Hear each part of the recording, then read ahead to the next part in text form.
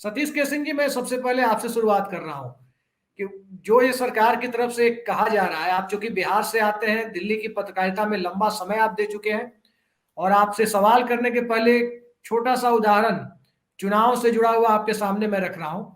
TM session और लालू यादव के बीच का विवाद चल रहा था 1995 के विधानसभा चुनाव में। चुनाव 4 चरणों से बढ़ते बढ़ते 9 फेज में पहुंच गया, और 9वां फेज और मतगणना, ये आते आते नौबत ये आ गई, टीएन सेशन डेट को एक्सटेंड करते जा रहे थे कि विधानसभा का टर्म एंड हो गया, विधानसभा का कार्यकाल खत्म हो गया। फिर नरसिम्हा राव सरकार को शायद 8 या 9 दिनों के लिए राष्ट्रपति शासन लगाना पड़ा था बिहार में। तो विधानसभा का टर्म खत्म होने के बाद अगले 5 या 6 महीनों के लिए, या जब तक कोरोना शांत हो 2-4 महीनों के लिए, राष्ट्रपति शासन लाकर चुनाव टाला जा सकता है। पर भर्ती परीक्षाओं को भी कुछ दिनों के लिए एक्सटेंड किया जा सकता है। फिर ऐसे हालात में सरकार निर्णय क्यों नहीं ले पा रही है? जमावड़ा तो दोनों जगह होना है। देखिए, आपकी बात जायज है। हमको लगता है कि आपकी बात जो है जायज है।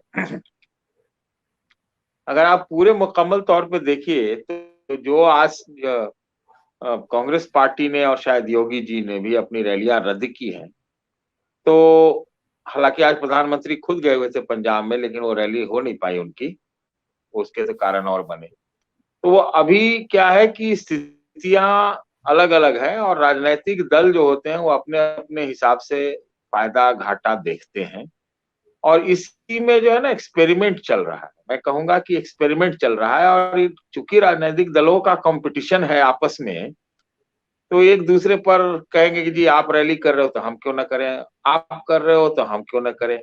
तो अब चलिए, अगर एग्जाम्पल आया है तो शायद लोग दो लोग फॉलो करें। पहली बात तो ये है।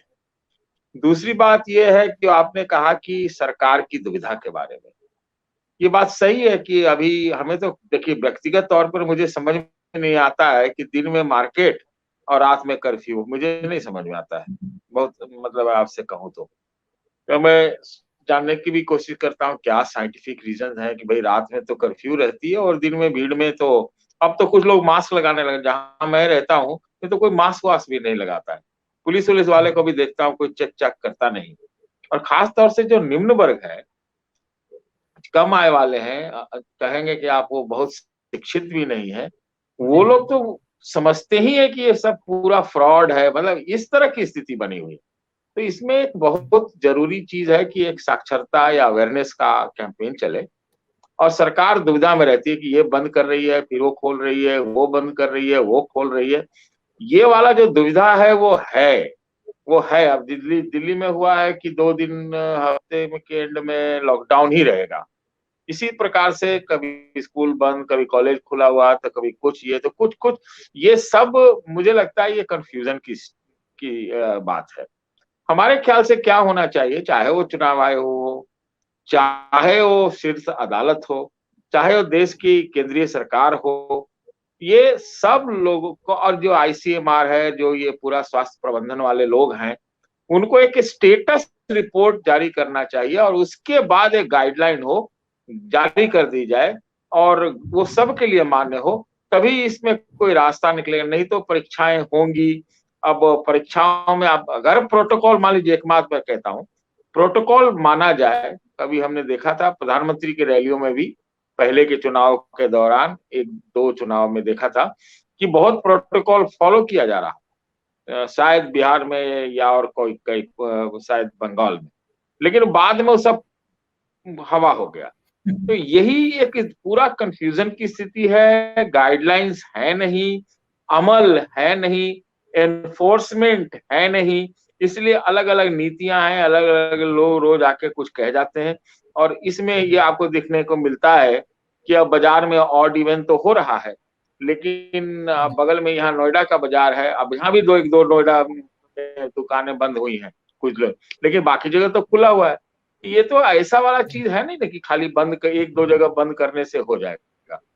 बात यह है कि अगर स्टेटस रिपोर्ट रहे, एक पूरा गाइडलाइंस रहे एनफोर्समेंट वाली, और ये एक यूनिवर्सल हो, हर जगह इस चीज को लागू किया जाए, तब ठीक है। अपनी सुविधा के अनुसार नहीं, अपनी बेवकूफी में भी नहीं, और अपने कंपटीशन को आप देखते हुए आप अपना कुछ अपना चाल चलो, वो अपना चाल चले, और ये इसी में हम यहाँ पर आके फंसे हुए हैं, जो कि मेरे हिसाब से ये बेहद खतरनाक है। तो मेरा तो बस एक लाइन का कहना है कि जी अभी स्टेटस क्या है, ये कोविड के वेव का, ओमिक्रॉन का क्या है, डेल्टा का क्या है, इसके बारे में सरकार चीजें सामने लाए और उसको स्पष्ट करके फिर एक गाइडलाइन हो और इसी को सब लोग फॉलो करें, चाहे चाहे पॉलिटिकल, चाहे ब्यूरोक्रेटिक, चाहे एग्जाम का हो, चाहे गवर्नेंस का हो, चाहे बाजार का हो, कुछ का भी। जहां तक बताइए एग्जाम की बताइए। बात है, एग्जाम को तो टाला जा सकता है, सरकार चाहे तो एक नोटिफिकेशन से एग्जाम टल जाएगा।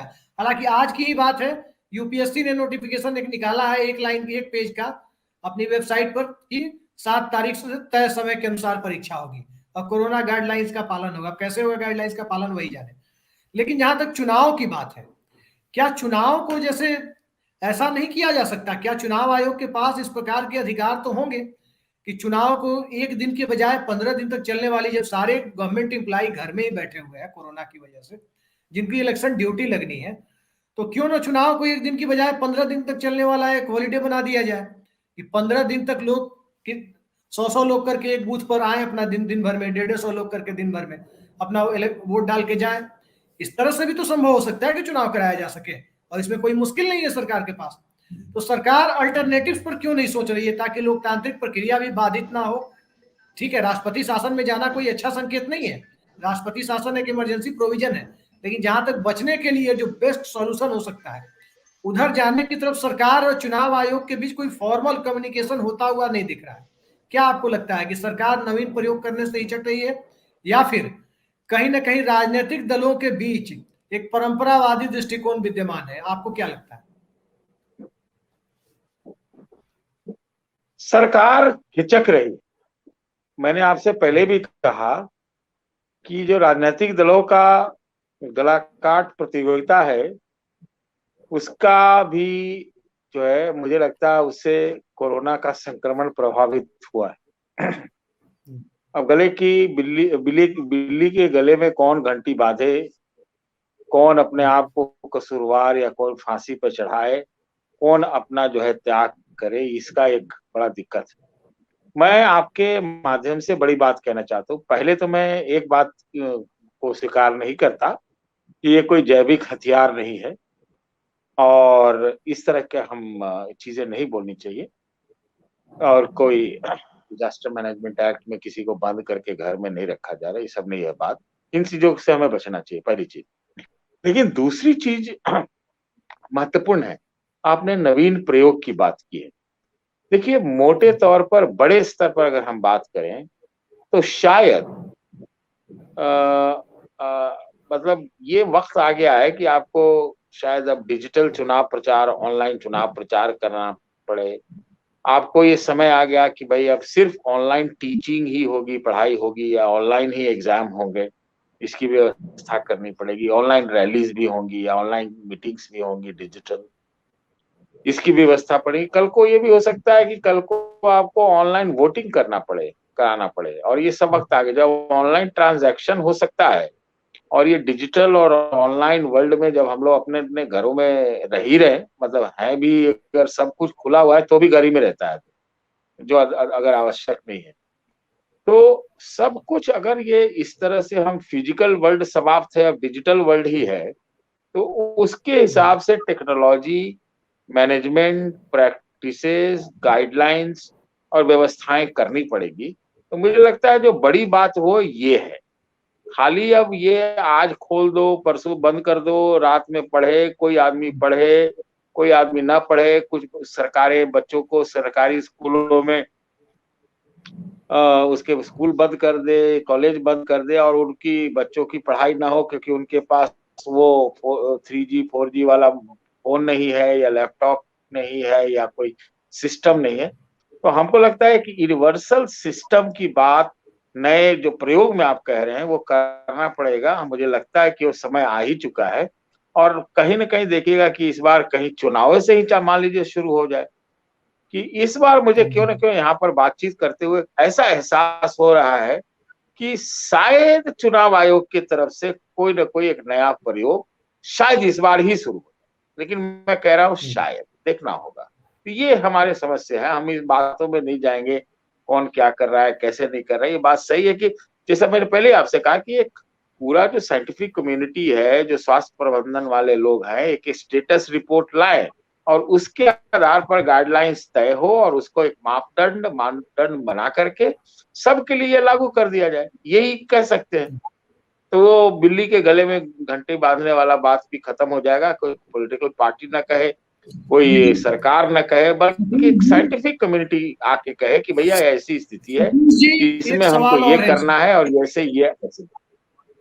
जो बात आप कह रहे हैं उसमें जी एक सवाल ये भी उठता है कि जब ईवीएम पर ही सवाल है तो ऐसे में कोई भी सरकार कम से कम डिजिटल वोटिंग की तरफ तो नहीं ही बढ़ेगी। लेकिन मैं जो आपसे कह रहा था कि वोटिंग एक दिन के लिए ना होकर के उसको 10 दिन या 15 दिन का प्रोसेस बना दिया जाए। जैसे मान लीजिए कि मैं, लक्ष्मण यादव जी, नहीं नहीं नहीं आप, नहीं ना, श्वेता आपकी बात सुनिए ना, जी, एक ही बूथ के सुनिए ना, वोटर है। मैं वही कह रहा हूँ, पांचों लोग आपने 5 दिन कहा का कि कोई क्या नवीन दिक्कत है? प्रयोग की बात, जी नवीन प्रयोग की बात आपने कही, तो 15 दिन में हो 5 दिन में हो, ऐसे भी अब बहुत सारे बूथ बहुत ज्यादा बन गए हैं। पहले अगर 100 थे तब 200 बूथ, और लाइन लगी तो भी, अगर कोरोना टाइम में वोटिंग भी हुई तो वो उसमें प्रोटोकॉल का फॉलो किया गया था पिछले चुनाव में, मैं ये कह सकता हूँ, मैंने देखा है ये चीज। तो वो सारी चीजें हैं और उसी को और स्ट्रीमलाइन करना है, अच्छे से बनाना है। अब स्टैगर्ड वोटिंग की टाइमिंग की, फ्लेक्सी टाइमिंग की, 5 दिन में 7 दिन में वोट कराए, तो वो नवीन प्रयोग शायद हो। कुछ मैंने इसके बारे में जिक्र भी किया और कुछ कुछ हुए भी हैं, और उम्मीद करनी चाहिए कि हम तो यहाँ कह रहे हैं कि अब तो वक्त आ गया अब डिजिटल वोटिंग का। सैम पिट्रोडा ने ये बात कही थी, तो अब वो सारी स्थितियों में अब कुछ ना कुछ गुणात्मक का परिवर्तन आज नहीं तो कल तो आपको देखना ही पड़ेगा और वो होगा।